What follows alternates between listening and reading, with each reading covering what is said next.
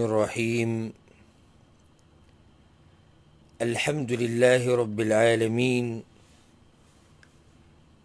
والصلاة والسلام على أشرف الأنبياء والمرسلين نبينا محمد وعلى آله وصحبه أجمعين. أما بعد، د نن سبا د حالاتو مطابق یو څو اهم نصیحتونه د خپلو ملګرو دپاره، د قدرمنو رونو او خویندو دپاره په دې مبارک مجلس کې د الله سبحانه وتعالی په توفیق سره به کوو. نن سبا چې کوم حالات دي هغه د چا نه پټ نه دي، که مشر دی او که کشر دی، که زنانه ده او که نارینه دی، ټولو ته حالات معلوم دي. او همدغه یوه خبره روانه ده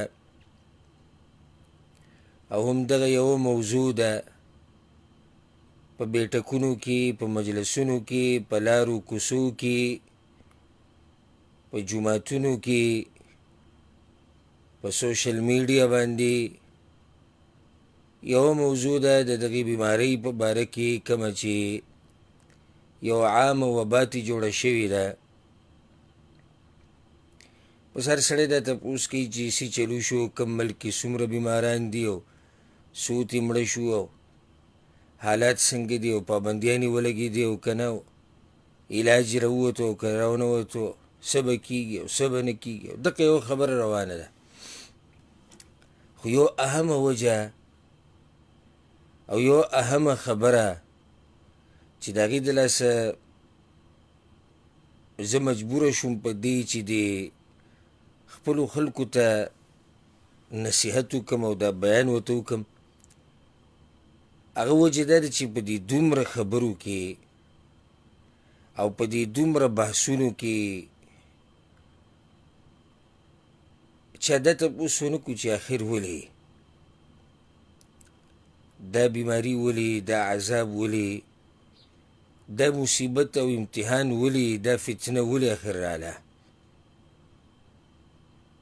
رب العالمین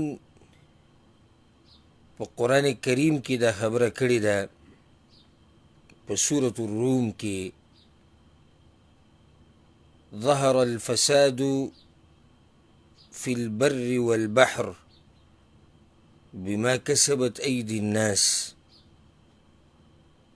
په وچه او په لمده کې الله وی فساد راښکاره شوی دی، امتحانونه راغلي دي، عذابونه راغلي دي، مصیبتونه راغلي دي. بما کسبت ایدی الناس، یا الله ولې راغلي دي؟ دا امتحانونه ولې؟ دا مصیبتونه ولې؟ دا فتنې ولې؟ الله وی بما کسبت ایدی الناس، دا د خلکو هغه کړه دي. خلکو چې څه کړي دي د هغې هغه نتیجه څه کي. خلکو چې څه کړي دي د هغې هغه اثرات دویني. د دوی د لاسه دي وما ربک بظلام للعبید، او ستا رب چېرته د بندګانو سره ظلم نه کوي. زمونږ الله موږ سره ظلم نه کوي. یو حدیث کې راځي، حدیث قدسي دی، تاسو به اورېدلی. الله وی انی حرمت الظلم علی نفسی، ما په خپل ځان باندې ظلم حرام کړی. وجعلته بینکم محرما، او ستاسو په منځ کې بیا ما ظلم حرام کړی دی چې په یو بل باندې به ظلم نه کوئ. نو څنګه به هغه رب په موږ باندې ظلم وکړي؟ هغه د ظلم نه پاک دی. هغه خو یو رحیم او کریم او مهربانه باچا دی، یو عادل باچا دی، عدل او انصاف والا دی. خو دا څه چې دي دا زما او ستا د لاسه دي. الله سبحانه وتعالی ناشنا صفات او نمونه دي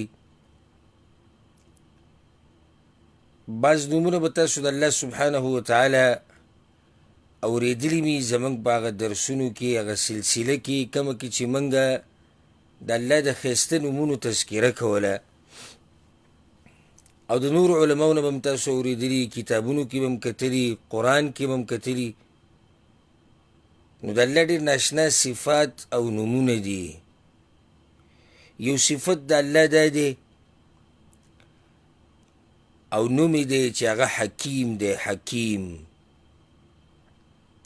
الذي يضع كل شيء في موضعه حکیم یو تعریف دا دی چې حکیم هغه چاته ویل کېږي چې هر کار په مناسب ځای کې کوي او مناسب وخت کې کوي رب العالمین ټول کارونه دا مناسب دي د هغه ځای سره د هغه وخت سره فلا ترى في صنعه اختلالا ولا في حكمه تناقضا د الله په یو مخلوق کې به ته څه خلل پیدا نه کې او الله چې کوم پیدایش ته دې مخلوقاتو کړی دی په هغې کې به څه خلل ویننې د الله په احکامو کې به څه تناقض او ټکراو ویننې او څه کمی او زیاتې به پکې ویننې الذي خلق 7 سماوات طباقا ما ترى في خلق الرحمن من تفاوت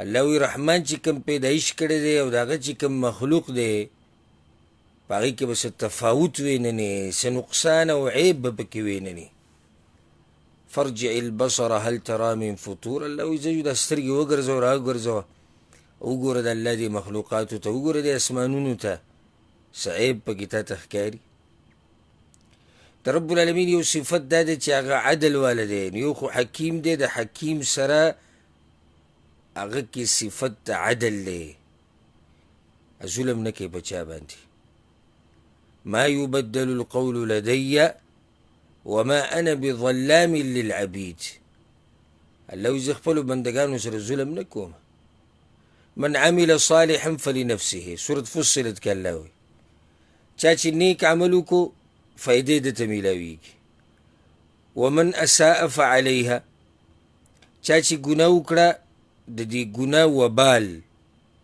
د دې ګناه نتیجه هغه هم درته میلاو شي وما ربك بظلام للعبید او ستا رب د بندګانو سره ظلم نه کوي په بل ځای کې الله سبحانه وتعالی دا خبره کړې ده په سورة الرحمن کې او دا هغه حکیم باچا دی هغه عادل باچا دی هل جزاء الإحسان إلا الإحسان الله وی د احسان بدله هغه احسان ده چې څوک ښه عمل وکړي رب العالمین ولا بېشماره نعمتونه په دنیا کې ورکړي په آخرت کې م ورکړي ځکه چې ښې کړي دي نو د خو بدله خو ښه ده نو او چې چا ظلم او زیاتې کړی دی الله نافرمانیانې کړي ګناهونه یې کړي دي بیا هغه دې انتظار وکړي د هغه بدلې چې کومه د ده سره مناسب ده رب العالمین حکیم باچا دی عدل او انصاف والا دی په سورة الانعام کې الله وی ذلك أن لم يكن ربك مهلك القرى بظلم وأهلها غافلون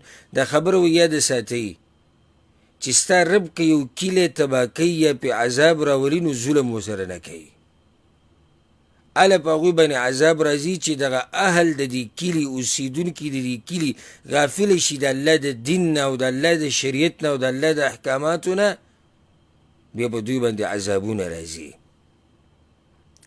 دا نن سبا چې کوم حالات دي او دا عذابونه دي او دا امتحان کې الله موږ اچولی یو د رب العالمین په هر کار کې حکمت دی هر کار کې حکمت دی په دې امتحان کې دا کوم امتحان چې نن سبا راغلی دی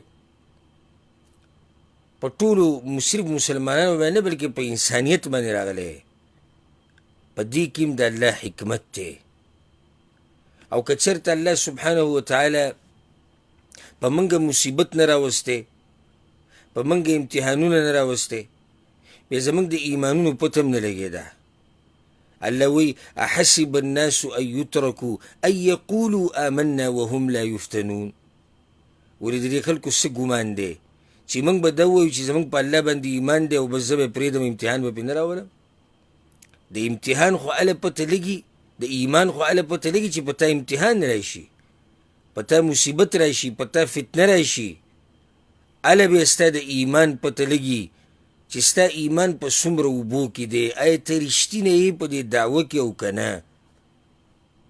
نو هغه حکیم ذات، هغه حکیم باچا بیا په دې دنیا کې مصیبتونه راوستی دي، امتحانونه راوستی دي، ابلیس هم شتي، ګناهونه هم شتي، فسق او فجور والا هم شتي، بیماریانې هم شتي، فتنې قسمه قسم مسلې د شتي. وجه څه ده؟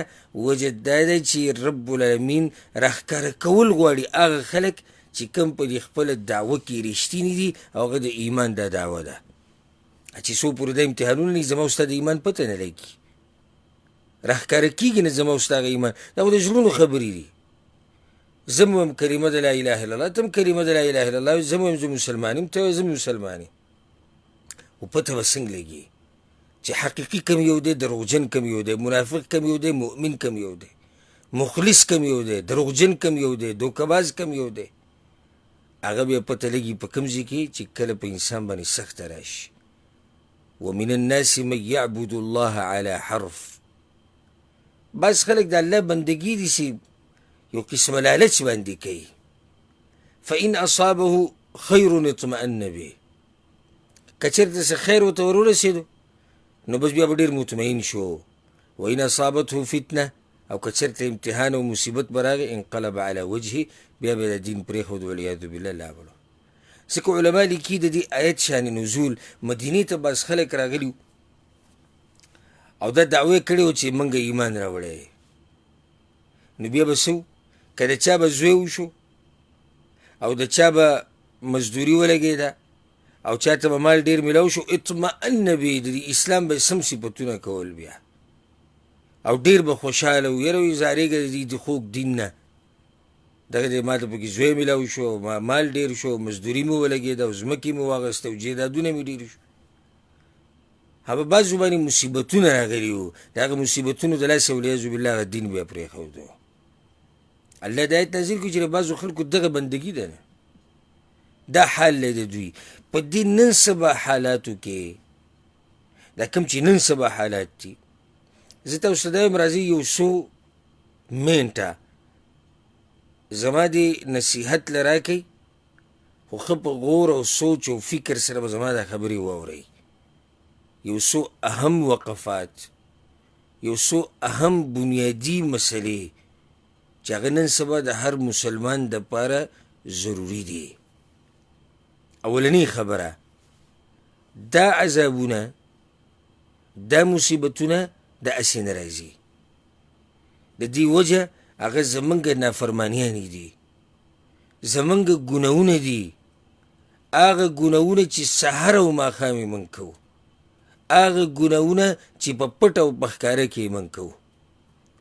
ظهر الفساد في البر والبحر بما كسبت أيدي الناس. دا د خلکو کړي دي چې کړي دي. وبل ځای کې الله وایي وما أصابكم من مصیبة فبما كسبت أيديكم. څه مصیبت چې تاسو ته رسي د ستاسو د لاسه الله وایي در رسي، ستاسو د کړو د لاسه داسې کېږي، ستاسو د عمل د لاسه داسې کېږي. نو دا خبره یاد ساتئ چې د ګناهونو اثرات دي، مصیبتونه راځي، عذابونه راځي، که هغه په کلیو کې، که په بانډو کې، که هغه په ښارونو کې، او هغه که په دریاب کې، او که هغه په وچه باندې. کله الله قحط سالي راولي، کله الله بیماریانې راولي، کله الله سیلۍ راولي، کله الله زلزلې راولي، کله الله طوفانونه راولي. دا ټول د څه دپاره؟ یو خو وجه یې دا ده چې د خلکو نافرماني، دویمه ده چې دا خلک راواپس شي الله ته. په سورة العنکبوت کې الله سبحانه وتعالی دا خبره کړې ده چې دا تیر شوي قومونه چې ما څومره م تباه کړي دي او عذابونه مې پرې راوستي دي، دا آیت په غور سره ګورئ واورئ ښه، په غور سره دا آیت واورئ. ولې الله سبحانه وتعالی دغه قومونه رانیولي دي، ولې په هغو باندې عذابونه راوستي؟ واوره الله وایي فکلا اخذنا بذنبه. الله وایي هر یو ما د هغه د ګناه د لاسه رانیولی و. فکلا اخذنا بذنبه، الله اسې څوک نه رانیسمه. هغه قوم ګناهونه کړي وو. فمنهم من ارسلنا عليه حاصبا ومنهم من اخذته الصيحه ومنهم من خسفنا به الارض ومنهم من اغرقنا. الله وی په بعضو باندې ما د کاڼو باران کړی دی، په بعضو باندې ما عذاب د چغې په شکل کې راوستی دی، بعض الله وی ما په ځمکه کې ننویستی دي، الله وی بعض مې په اوبو کې غرق کړي دي. بیا الله ډېره ناشنا خبره کوي، وما كان الله ليظلمهم ولكن كانوا أنفسهم يظلمون. او نو الله چې ظلمي کړی وی په هغوی باندې مګر و هغوی چې د خپلو ځانونو سره ظلم کوو. الله هغوی سره ظلم نه و کړی. که په د نوح علیه السلام په قوم عذاب راغلی دی، که د فرعون په قوم، که په عادیانو، که په سمودیانو، که د لوط علیه السلام په قوم، که په نمرود، که په قارون، که په هر چا راغلی، دې سړي ظلم کړی د خپل ځان سره. د خپل ځان سره ظلم څه دی؟ د خپل ځان سره ظلم دا دی چې یو انسان د الله هغه شریعت پرېږدي، هغه حدود، هغه پولې کراس کړي کومې چې د شریعت دي، او د الله احکامات شاته غوځار کړي، دا د خپل ځان سره ظلم وکړو، نو بیا د انتظار د عذاب کوي. رب العالمین د فرعونیانو په باره کې خبره کړې ده. فارسلنا عليهم الطوفان والجراد والقمل والضفادع والدم آیات مفصلات. الله وی ما په فرعونیانو باندې قسمه قسم عذابونه راوستي دي په قسمه قسم شکلونو کې. هغه څنګه طوفان پې ما راوستی دی، الله وی مولخانو عذاب پې ما راوستی، د سپږو عذاب پې الله وی ما راوستی دی، د چیندخانو عذاب الله وی ما پې راوستی دی، د وینې په شکل کې پې ما عذاب راوستی دی. آیات مفصلات، د ښکاره معجزې وي، ښکاره خبرې وي. فاستکبروا، هغوی تکبر کړو. وکانو قوما مجرمین، و دغه قوم مجرمان. الله وی ځکه پې عذاب راغی، که مجرمان نه و ما پې عذاب نه راوستو. اولنی خبره دا یاد ساتئ چې د ګناهونو اثراتي، د ګناهونو د لاسه عذابونه او مصیبتونه راځي. اسې الله مصیبت، اسې الله عذاب نه راولي په یو قوم باندې. او زه که تاسو قرآن کولو کوئ او حدیثونه کولو کوي، نو زما د تفصیل ته ضرورت نشته. ولې د ټول اول دا تپوس دی، ولې آدم علیه السلام د جنت نه راوتی و؟ ولې آدم علیه السلام د جنت نه راوتی دی؟ ولې بیبي حوا د جنت نه راوتی ده؟ خو الله ورته ویلي که نه چې دې ونې له به نه ځئ، دې ونې ته به نه نږدې کېږئ. هغوی څه چلو که ونې ته نږدې شو که نه، نتیجه سره ووته د جنت نه راووتو. دې ته سوچ وکئ، ولې زمونږ نیکه، ولې زمونږ پلار آدم علیه السلام د جنت ته راوتی دی، ولې بیبي حوا د جنت نه راوتی ده؟ راشه وګوره ابلیس ته. ابلیس ولې الله شړلی دی د اسمانونو نه؟ ولې الله په ابلیس باندې لعنت ویلی دی؟ ولې الله ابلیس یو ملعون مخلوق ګرځولی دی؟ وجه یې دکه دی چې د الله یې ونه منله، سجده یې ونه لګوله، د هغې د لاسه الله د هغه هر څه نه وشړو چې هغه پکې و. ولې الله طوفان د نوح علیه السلام په قوم باندې راوستی و چې دا ټول یې تباه کړي وو، سوای د هغه خلکو نه کوم چې د نوح علیه السلام سره په کښتۍ کې وو. ولې الله دا عذاب راوستی و؟ دا تپوس چېرته وکړئ که نه. هغه ناشنا طوفان، هغه عذاب چې د غرونو د څوکو ته اوبه رسېدلې وي، اخر ولې دغه عذاب راغلی و؟ ولې الله سبحانه وتعالی په عادیانو باندې هغه سیلۍ راوستې وه چې هغوی تباه و برباد کړي وو، کأنهم اعجاز نخل خاویه. الله وی داسې پراته وو لکه د کجورو د تنې چې پرتې. دا غټ قوم الله داسې تباه کړی و. ولې اخر سوال خو دا وکړه که نه، د څه د لاسه؟ ولې الله په سمودیانو باندې هغه چغه راوستې وه چې د هغې د لاسه د هغوی زړونه ټوټې ټوټې شوي، زړونه یې چاودلي وو، مړه شوي وو په داسې مرګ باندې چې هغه یو ناشنا مرګ و، تاریخ یاد ساتي. ولې د لوط علیه السلام په قوم باندې دا عذاب راغلی و چې کلی ټول اوچت کړی شوی و، اسمانونو ته رسېدلی و، تر دې چې ملایکو د سپو د غپا اواز هم اورېدلی و، د هغوی د کلي کې چې کوم سپي و، او بیا په الله دا کیله الټه کړو او کته راغوځار کړو فجعل عالیها سافلها ولې الله دا کیله الټه کړو په هغوی باندې او ټولې تباه و برباد کړو د کاڼو باران یې پرې راووړو ولې آخر ولې د دې څه تپوس پکار دی که نه د شعیب علیه السلام په قوم باندې ولې هغه وریځ راله او د هغه وریځې نه الله په هغوی باندې اور راووروه ولې د عذاب راغلی و په هغوی باندې ما الذي اغرق فرعون وقومه في البحر فرعون او دغه قوم ولې غرق شوي دي په اوبو کې د څه د لاسه غرق شوي دي وما الذي خسف بقارون وداره وماله واهله قارون ولې په ځمکه کې ننوتی په قارون ولې دا ځمکه وشلې ده او هغه پکې سره د ماله لاړ او لاړ پکې د دې خو څه وجه وه که نه هغه ګناهونه وو زما اولنۍ نقطه په دې بیان کې اهمه چې د دې عذابونو وجه هغه زما او ستا د نافرماني ده حالاتو ته وګورئ زمونږ که نه تاسو دې حالاتو ته سوچ وکئ او بیا دې عذاب ته وګورئ زه درته یو حدیث بیانومه تاسو به حیران شئ ورب الکعبه حیران به شئ امام ابن ماجه امام حاکم دا حدیث راوړی د عبدالله بن عمر رضی الله عنهما نه وی اقبل علينا رسول الله صلى الله عليه وسلم فقال وی پیغمبر صلی الله علیه وسلم یو پیر موږ ته مخ راواړو او دا خبره وکړه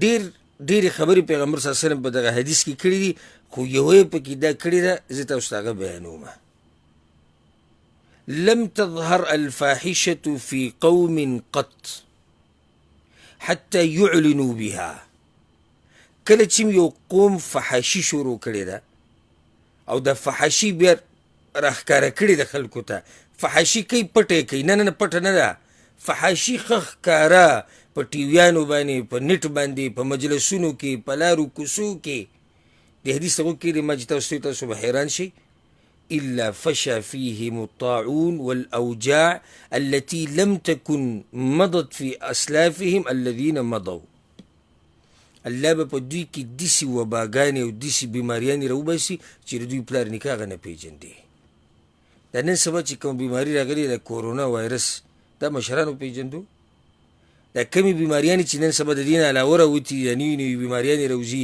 دا زموږ مشرانو پېژندې هغوی ته څه پته وه دې باره کې نه هېڅ پته نه وه وجه څه ده چې دا بیماریانې رالې څه د لاسه رالې ما تاسو ته ووایي که نه چې دا بیماریانې د ګناهونو د لاسه راځي پیغمبر صلی الله علیه وسلم وایي چې کله یو قوم کې فحاشي عامه شي راشي زموږ حالاتو ته راشي زموږ خادیانې وینه او هغې کې فحاشۍ ته وګوره راشه زمونږ ټیویان وینه او پای کې فحاشۍ ته وګوره راشه ډیشونو او ډرامو او فلمونو ته وګوره راشه د ځوانانو الکانو د جنکو حالاتو ته وګوره چې تا ته پته ولګي چې د قوم کې فحاشي څومره په عروج باندې ده د زنانو حال وینه د ځوانانو حال وینه فیسبوک وینه او دا ټیک ټاک وینه او دا واټساپ وینه او توبې به وباسي توبې د انسان د غوږونو باندې لوګې وځي چې کله دا حالات ویني دې حال ته قوم رسېدلی دی نو په دې قوم به د رحمتونو باران راورېږي همدا عذابونه به راځي هلته حدیث واضح حدیث دی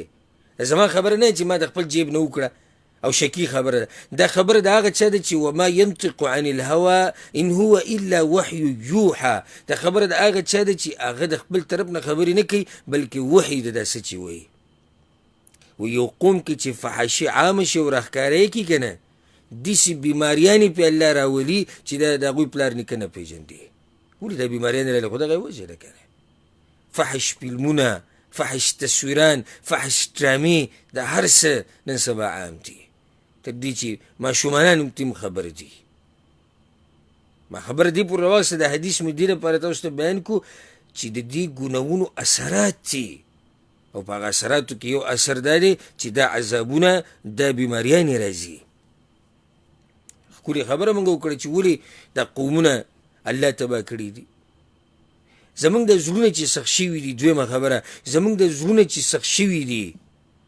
زمونږ د زړونه چې مړه شوي دي د علماو غریبانانو اوازونه بوغ شو د دعاتو د دعوت والو د تبلیغ والو اوازونه بوغ شو، ای قومه راواپس شئ الله ته، ای قوم راواپس شئ الله ته، پرېږدئ دا ګناهونه، د الله قدر کوئ، د الله د پیغمبر قدر کوئ، د قرآن او د حدیث قدر کوئ، بیا هم څوک نه مني، زړونه مړه شوي دي. تا چېرته تپوس کړی چې ولې په دې زړونو باندې نصیحت عمل نه کوي، اثر نه کوي؟ بلکې والعیاذ بالله د بعضو زړونه خو دې درجې ته رسېدلي دي چې خاندي په نصیحت پورې او په نصیحت کوونکو پورې. الله سبحانه وتعالی ګوره قومونه تباه کړي دي د لاسه. د شعیب علیه السلام واقعه وګورئ په سورت الاعراف کې، د سمودیانو واقعه او د عادیانو واقعه. پیغمبران ورته دقه ویلي دي چې انا لکم ناصح امین، ای قومه زه ګوره نصیحت کوم تاسو ته، نصیحت ته کومه. بیا ورته دا ووایي یو قوم خپل قوم ته ولکن لا تحبون الناصحین، خو بیماري په تاسو کې دا ده چې نصیحت کوونکي سره ستاسو طبیعت نه لګي. نصیحت کوونکي زموږ نه دي خوښ والعیاذ بالله. د بعضو په دې انټرنیټ باندې او په دې ټیویانو او په دې چینلو او په دې پروګرامونو کې چې کله ګیري والا ویني، عالم ویني، نصیحت کې طبیعت خراب شي، د دې دپاره ورسره ټیم نه وي. زه تاسو نه تپوس کوم د عالم ته تاخیر څه وایي؟ زه اوس دې ځای کې ناست یم تاسو ته د نصیحت کوم په دې مبارک مجلس کې، دې ملګرو ته، دې لیدونکو ته، دې کتونکو ته. اخر ولې زه تاسو نه څه غواړم؟ زه خو تاسو دا نه غواړم چې ماله پیسې راکوي، ماله دنیا راکوي، نه څه خدمت ته نه غواړم، خو زه دقه غواړم چې ستاسو د حالات الله برابر کړي او تاسو رجوع وکړئ الله ته چې دین او دنیا هم ښایسته شي. او بیا د یو سړي د داسې انسان سره نه لګي، د نصیحت کوونکو سره د بعضو نه لګي. ها که په دې چینلو په دې پروګرامونو کې یو ډم لګیا دی، یو کرکټي لګیا دی، یو فاحش انسان لګیا دی، یو مفسد انسان لګیا دی، به دوی به ورته خوشحاله. حالانکه هغه انسان تباه کوي د دنیا هم او د آخرت هم. څوک چې دنیا او آخرت تباه کوي د هغې سره طبیعت لګي، او څوک چې کوشش کوي چې دنیا او آخرت یې ښایسته شي د هغه سره طبیعت نه لګي. تاسو سره دا تپوس کړی دی چې ولې زموږ په دې زړونو باندې د نصیحت اثر نه کوي؟ دا یو تپوس دی او اهم تپوس دی. زه درته د هغې وجې ذکر کوم، هغه دا ګناهونه دي. حدیث کې دا راځي، په صحیح مسلم کې دا حدیث دی، تاسو به اورېدلی او موږ بار بار په خپلو بیانونو کې بیان کړی هم دی. پیغمبر صلی الله علیه وسلم وایي چې کله په دې زړه باندې د فتنې ډېرې راشي او ګناهونه انسان ډېر وکړي، نکت فی قلبه نکته سودا، نو د ده په دې زړه کې یو تور ټکی وشي، معمولي تور ټکی پکې وشي. بیا د دې زړونو چې کم یو ګناهونه نه کوي، الله د هغه زړه صفا وساتي، او د ده د زړه چې کم دی دا د ګناهونه پې ډېرېږي. والآخر اسود، پیغمبر صلی الله علیه وسلم د دویم زړه تک تور شي او داسې شي کالکوز مجخیه، الټه شي، ښه کار ورته بد ښکاري او بد ورته ښه ښکاري. دا حدیث که موږ پکې سوچ وکړو او د خپلو حالاتو ته وګورو چې زموږ د زړونه ولې مړه دي، د ګناهونو د لاسه مړه دي. زه تاسو ته به نور څه ووایم؟ دا بیماري راله، دا وایرس راغی، د اخبارو مطابق او د ملکونو د ویناګانو مطابق په زرګاو خلک په دې کې مړه شو، په لکاو پکې اخته دي، بیماران دي، په ټول عالم کې د یرې یو فضا جوړه شوې ده. د دې باوجود هم ډېر خلک بیا هم خپل دین ته نه دي واپس شوي، بیا هم دا سوچ یې نه دی کړی چې یاره الله زموږ نه ناراضه دی، الله موږ ته په غضب کې دی، بیا هم دی نه دی واپس شوی هغه دین ته. بیا هم هغه نشې تماشې، هغه دوکې دړاکې، هغه فحاشي، هغه بېدیني، هغه بېلمازي، هغه هر څه حق شان روان دي. او په خوله باندې هر ځای کې دا تپوس کوي چې د دې بیماریانو نه بچ کېدو اخر څه لاره ده؟ یو ډاکټر ته ټلیفون کوه، بل ته کوه، څوک ورته وایي ماسک لګوئ، او څوک ورته وایي فاصله ساتئ، او څوک ورته څه وایي. صحیح ده، دا خو هغه حفاظتي وختي تدابیر دي، خو بنیادي تپوس وکوئ د دې بیماریانو د بچ کېدو یو لار راته وښیه، هغه لار الله ته واپسي ده. خو د دې بعضو هغه زړونه داسې مړه شوي دي چې په دې سخت امتحان کې د نن سبا چې په دنیا باندې راغلی دی، په دې کې هم د سړی الله ته واپس نه شو. الله په قرآن کې دا خبره ذکر کړې ده، او الله د مجرمانو او د الله نه د غافل خلکو حال بیان کړی دی. ته وکړئ وایي زه په دوی باندې مصیبتونه د دې دپاره راولم لعلهم یتضرعون فلولا اذ جاءهم بأسنا تضرعوا. الله وایي زه دا مصیبتونه دې دپاره راولم چې دا خلک ما ته عاجزي وکړي، ما ته راواپس شي، زما په دې دین باندې عمل وکړي. خو هغوی داسې ونه کړه، ولکن قست قلوبهم. الله وایي هغه زړونه یې خسخ شو. مخکې خو څه خو امتحانونه رالو، فتنې رالې، عذابونه رالو، هغه زړونه خسخ شو. او یو خبره به یې کوله، څه به یې وي؟ قد مس آباءنا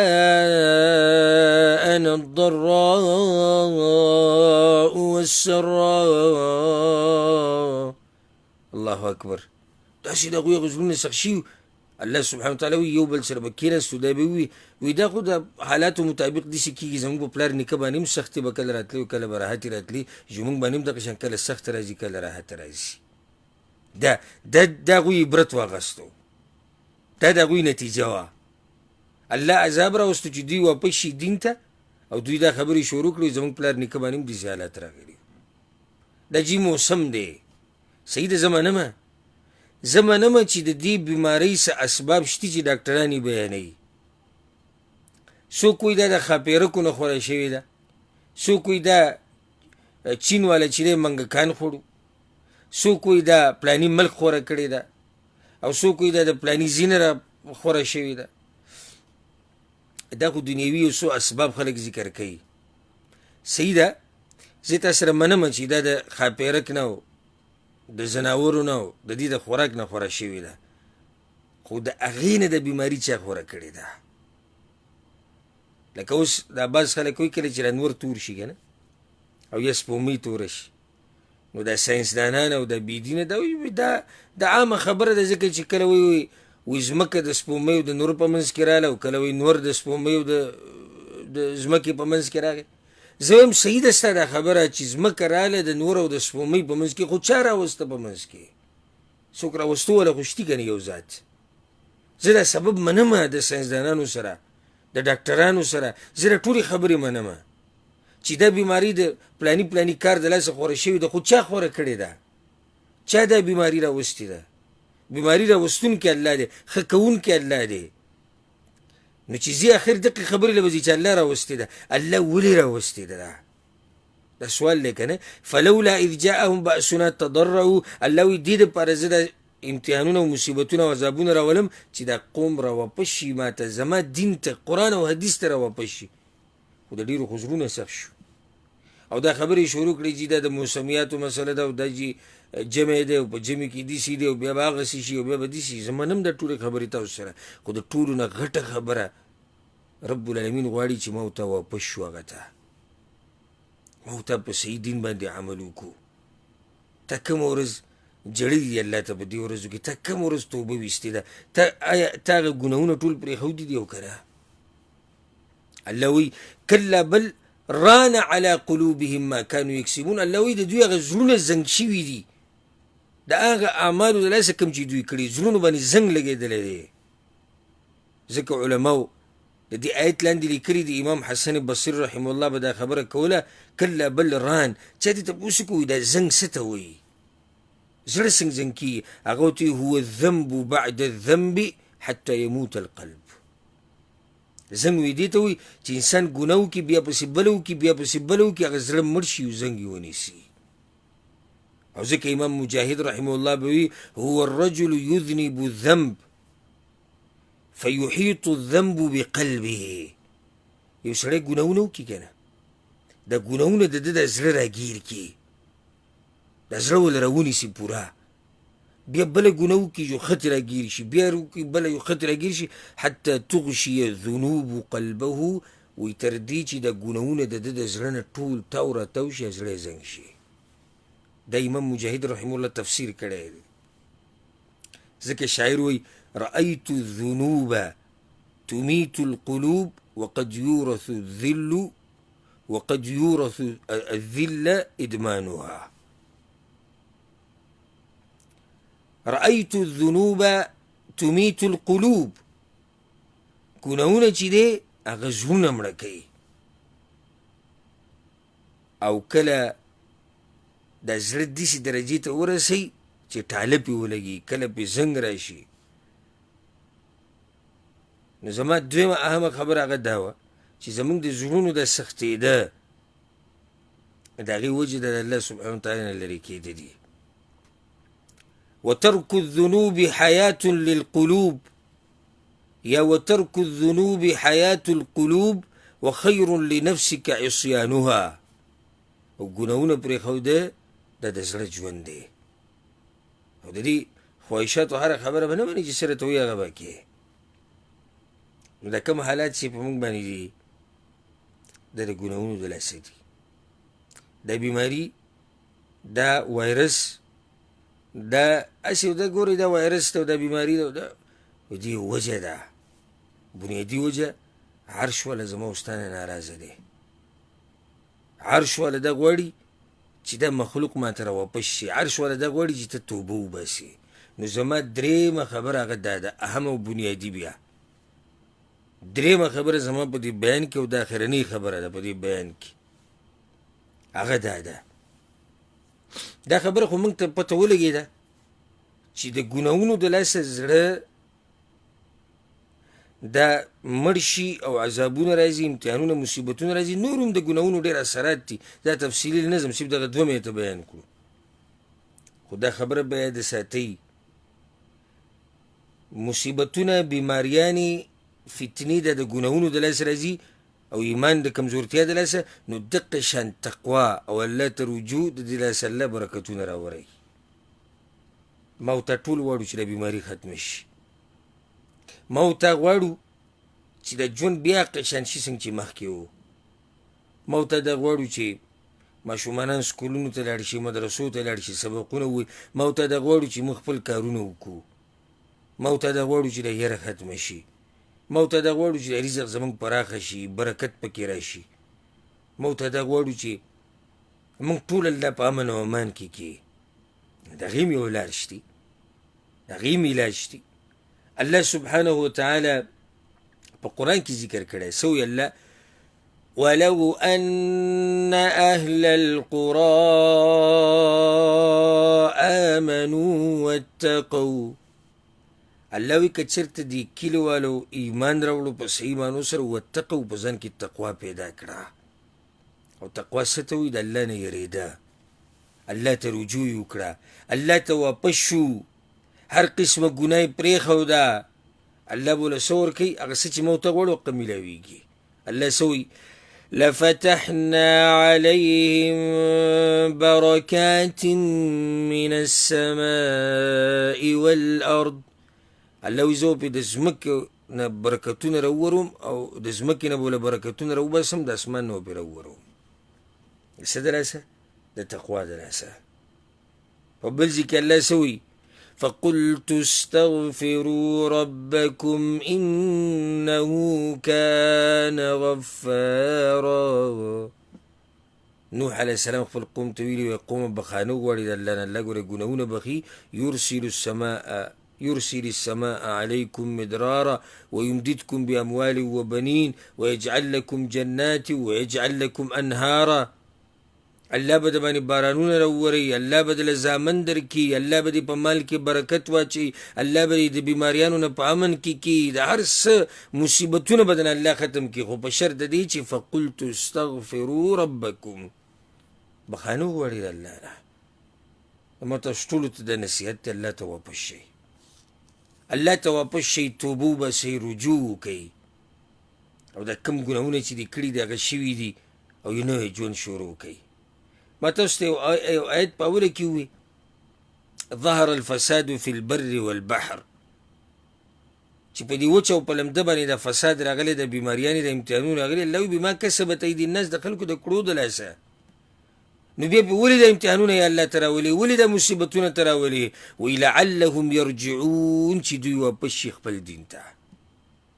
الله زما نه ته دقه غواړي، زما او تا نه دقه غواړي، د نن نه واپس شي او پرېږدئ ګناهونه، لکه څنګه چې الله په قرآن کې وایي وذروا ظاهر الاثم وباطنه، پرېږدئ هغه ښکاره ګناهونه او پرېږدئ پټ ګناهونه، ټول ګناهونه پرېږدئ. ګوره د دې بیمارۍ د یېرې د لاسه که بعض خلک بیماران نه دي خو بیماران شوي دي، صرف دې د لاسه که دا بیماري په ما ولګېده زه مړ کېږم.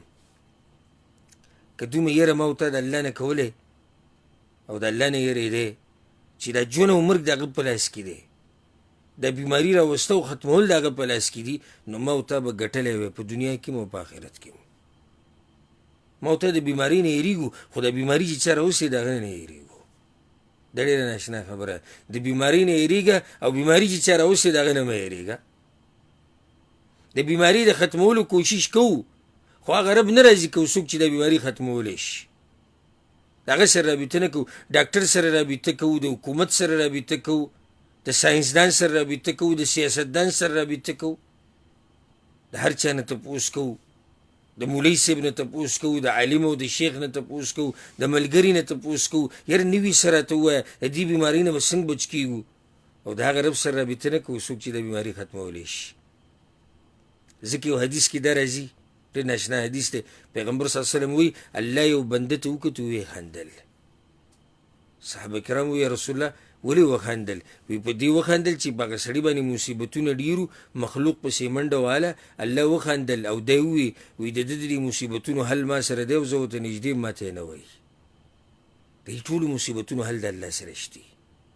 دا بیماري الله په یو امر سره ختمولی شي، د هر څه برابر شي.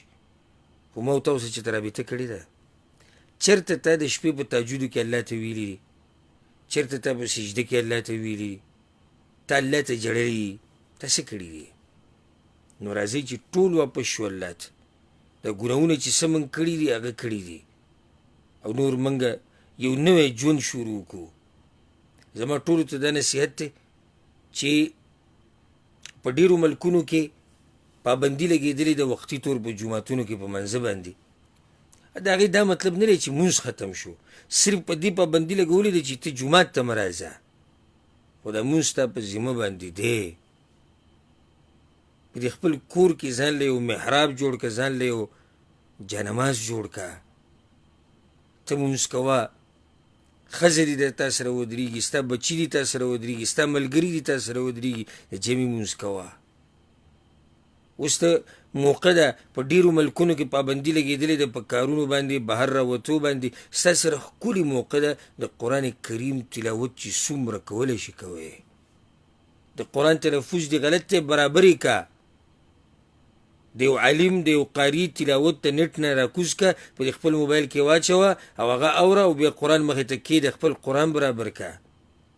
درسونه او بیانونه د علماء کرام واوره، ښه وخت یې در سره. مخکې خو به دې ځان په دې خلاص کړو چې ما سره وخت نشتی، زه مصروف یم او زه په کار کې یم. اوس تا سره څه دي؟ د خپل وخت قیمتي که، یو کتاب ځان له واله، یو دوه کتابه ځان له واله، د هغې مطالعه کوه، درسونه ګوره، بیانونه ګوره، ذکر او اذکار کوه چې څومره کولی شي، او یو ښکلی عبادت نفلي روجې نیسه. اول خو به یې دا وي چې روجې نشم نیوی ځکه چې ګرمي ده او سخته ده او کاروبار ده او مزدوري ده، اوس ته به کور کې پروت ایسي، نو څه کې روجې نیسئ، فرضي عفوا نفلي روجې ونیسئ، الله ته وجاړئ، واپسي وکړئ الله ته چې الله سبحانه وتعالی زموږ نه د بیماري او د وبا ختمه کړي. او ټولو ته دا ووایم، ټولو وروڼو او خویندو ته دا ووایم چې د حد نه زیات مه هېرېږئ. په دې مسله کې افراط او تفرید شوی دی.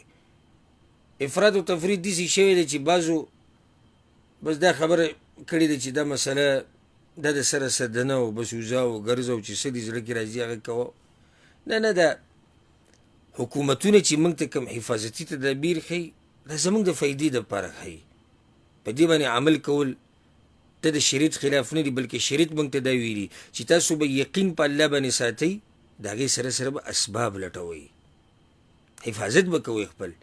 بل طرف ته هغه خلک دي چې هغه دومره یېرېدلي دي چې الله ته یېر شوی دی، دین ته یېر شوی دی، شریعت ته یېر شوی دی، دې خلکو زیاتی کړی دی.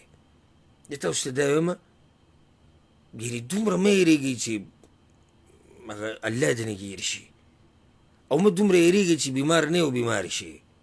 مه خپل بچي یېروئ دومره، مه خپل ملګري دومره یېروئ.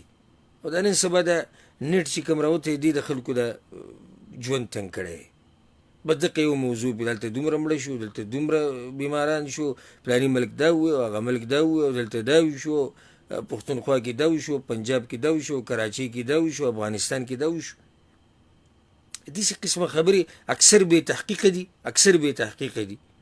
او که تحقیق شوده مې هسې مه خوروئ، د مسلمانانو په معاشره کې د یېرې فضا مه جوړوئ. ها نصیحت کوئ، نصیحت ښه خبره ده چې خپل حفاظت وکئ، ذکر و اذکار کوئ، الله ته واپس شئ، توبه وباسئ، دعاګانې غواړئ، قرآن تلاوت کوئ، الله ته وجاړئ، الله ته زاري وکئ، فریاد وکئ، دا قسمه نصیحتونه کوئ. او بل ټولو ته دا وایي چې په الله باندې مضبوط یقین ساتئ، په الله باندې مضبوط یقین ساتئ. انشاءالله دا یو څو ورځې امتحان دی او دا به الله ختموي، او موږ به ته الله انشاءالله په حفاظت کې ساتي باذن الله.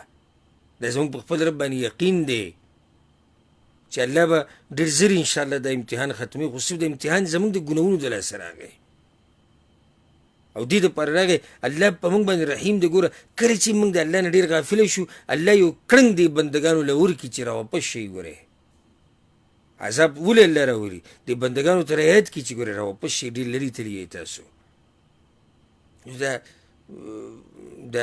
دا منګړت خبرې، دا بې تحقیقه خبرونه دا مه نشر کوئ، د الله نه ویېرېږئ او الله ته رجوع وکئ. دا یو څو نصیحتونه په دې باب کې ما دا غوښته چې زه د خپلو ملګرو ته وروڼو او خویندو ته وکړمه. نو ښه مطمئن اوسئ او په هر حال الحمدلله وایئ، په هر حال باندې شکر وباسئ او خپل حفاظت کوئ، د خپلو بچو حفاظت کوئ، د خپل ځان حفاظت کوئ.